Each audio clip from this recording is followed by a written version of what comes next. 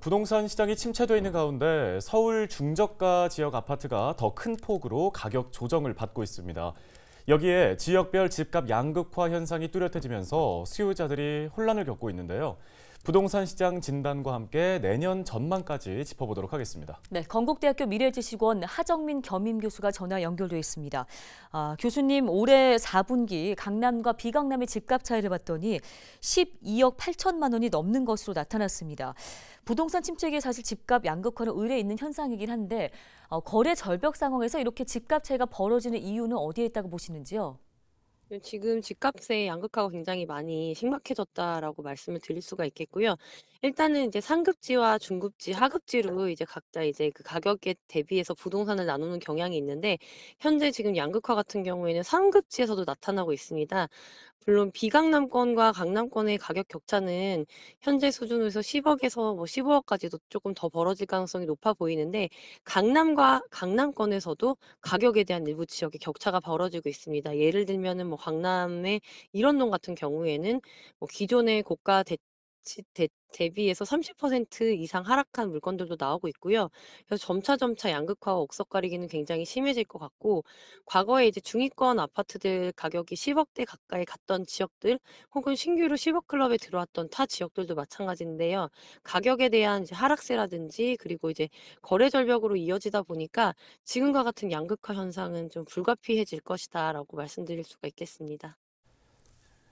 네, 이 서울에서는 고가주택 밀집지와 저가주택 밀집지가 뚜렷하게 나뉘는 이 주거지 분리 현상 역시 심각한 수준인 것으로 나타났습니다. 교수님께서는 이런 주거지 분리 문제 어떻게 보고 계십니까? 주거지 분리 문제는 해소가 필요한데요.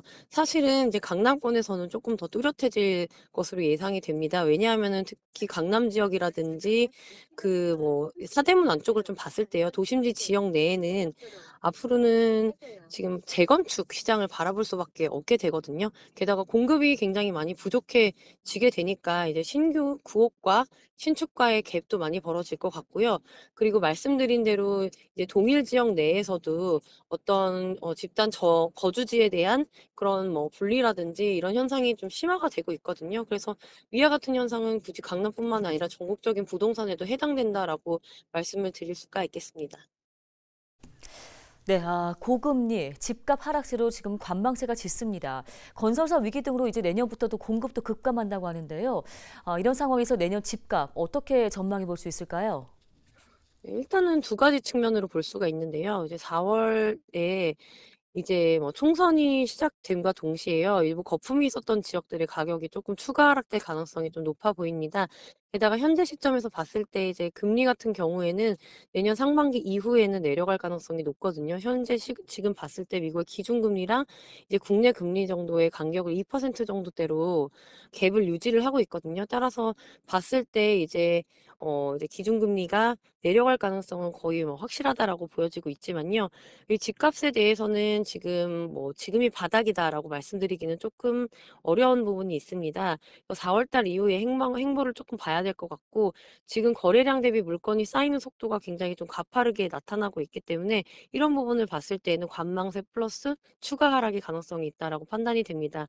향후 봤을 때요, 지금 공급이 많이 부족하다는 얘기를 좀 드리고 싶은데, 이미 아파트라든지 이런 사람들이 많이 선호하는 주거 형태의 가격은 이미 굉장히 높다라고 좀 판단이 되고요. 신규로 분양이 나오는 매물 같은 경우에도, 신축 분양 같은 경우에도 가격이 저렴하다라고는 말씀드릴 수가 좀 없겠습니다. 그래서 향후 만약에 지금 내가 투자처를 본다면은 지금 이제 소규모 개발이 가능성이 있는 지역들, 뭐 모아 주택이라든지 아니면 역세권 개발이 이루어지는 지역, 아니면 가로주택 정비 구역 같은 구역 내에 단독이라든지 그 대지 지분이 많은 빌라 같은 경우에도 요새는 좀 기회의 물건이다라고 말씀을 드릴 수가 있겠고요.